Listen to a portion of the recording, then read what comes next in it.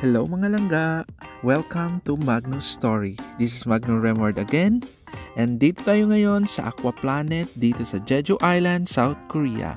Isa ito sa mga largest aquarium dito sa Korea. Bukas ito noong 2012 at isa daw ito sa largest aquarium facility among East Asia country. Hindi ko lang alam ngayon kung meron bang mas malaki dito. Masarap mamasyal dito mga langga.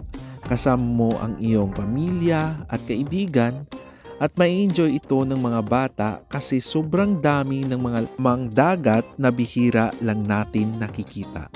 Ito yung mga second time ko na pumunta dito.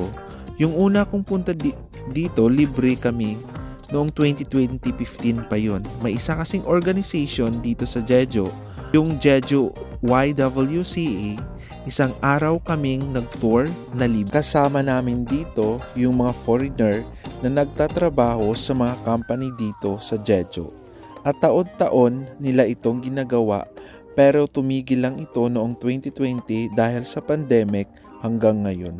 Nakakasad lang nga kasi wala nang ganun. Sana nakakalibre pa rin kami ng pasyal. At kung magtatanong kayo kung magkano yung binayaran namin o entrance fee, nasa 41,000 Korean won, equivalent sa 1,700 pesos. Pero may discount kami, nakuha na lang namin siya ng 29,000 won or nasa 1,200 na lang po yung binayaran namin. Kasi mga langga, isa yan sa mga privilege na nakatira dito kasi nagbabayad din kami ng tax.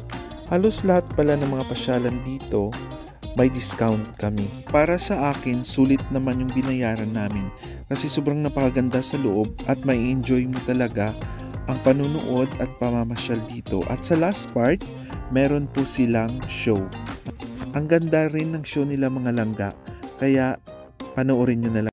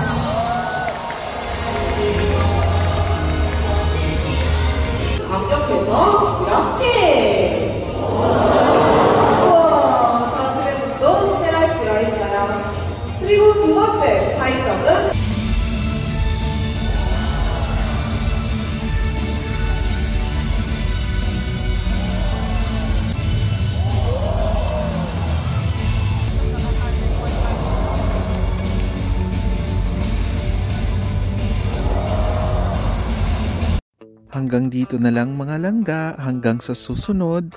At kung hindi pa kayo naka-follow, please follow and share po. Hanggang sa susunod na video nating pagkikita. Bye-bye mga langga! Paalam!